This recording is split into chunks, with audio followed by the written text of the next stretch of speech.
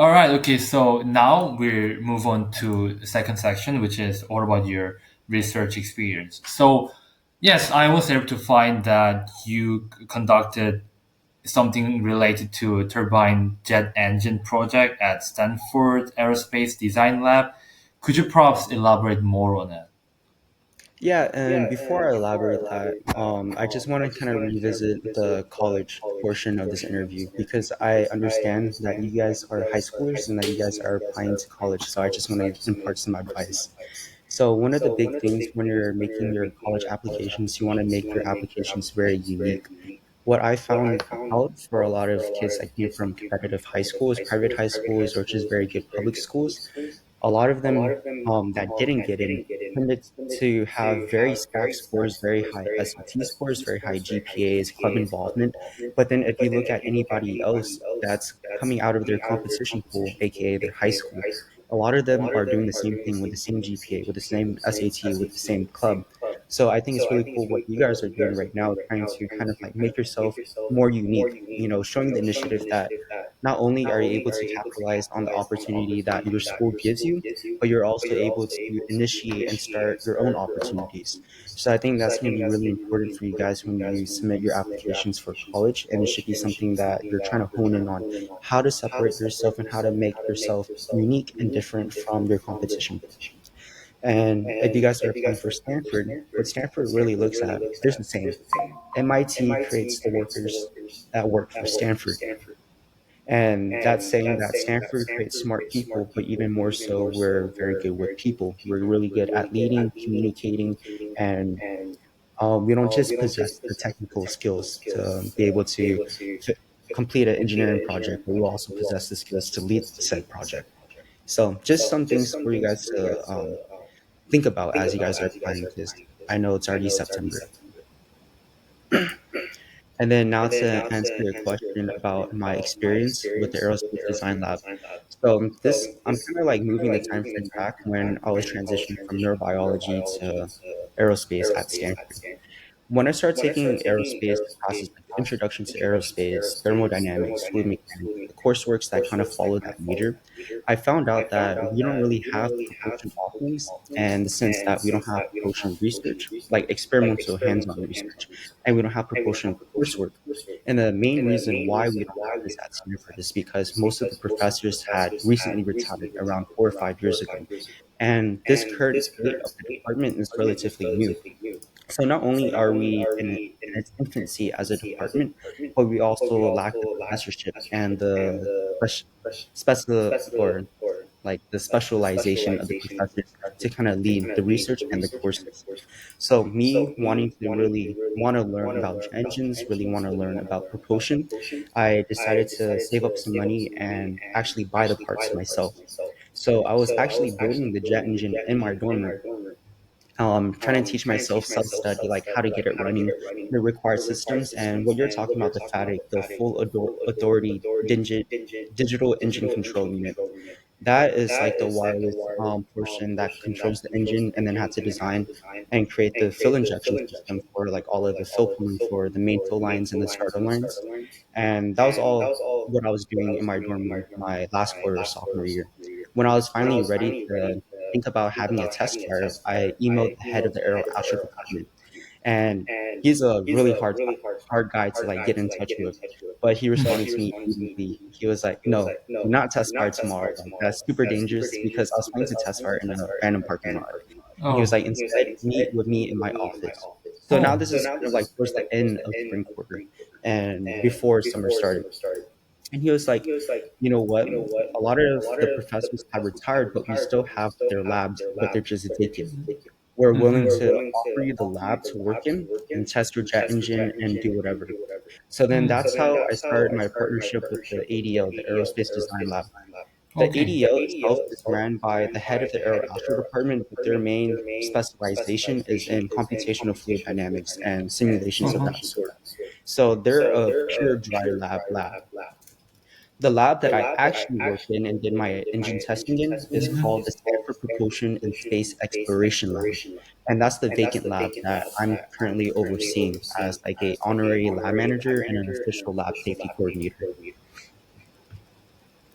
And that's how I got the research experience over the summer. I was just Oh, kind of like advised by the ADO, but then I completely oversaw the initiation and completion of the jet engine project. this sounds really crazy, actually. And yes, on top of that, I was able to find that you had done some work related to FADEC system.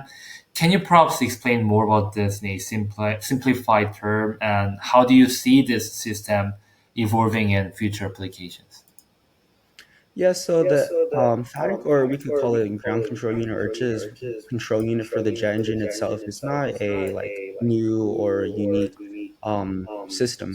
The system itself, I design with safety as a priority because operating a jet engine can create a dangerous control environment. One of our main focuses was testing the jet engine in a separate operating room or control or yeah operating room testing room, and then being outside and controlling it via cameras or just visuals from a glass pane wirelessly. And that's why I created the FATIC system, or that's how I kind of like geared the FATIC system and designed it. So it's a very simple microcontroller, Pico W Raspberry Pi, that allows you to prompt a web interface. And that web interface allows us to control all of the peripherals like the servos, the DC motor, and basically effectively controlling the entire jet engine wirelessly. And it allows us for wireless data acquisition too. And I guess future implications is already widely used in industry. Um, when you go to like SpaceX or other aerospace companies, instead of having it called a FATIC, it will be called a GCO, ground control unit for testing. Right, right. And we'll move on to next question. And I believe this is the research paper that you were working on before switching to aerospace engineering.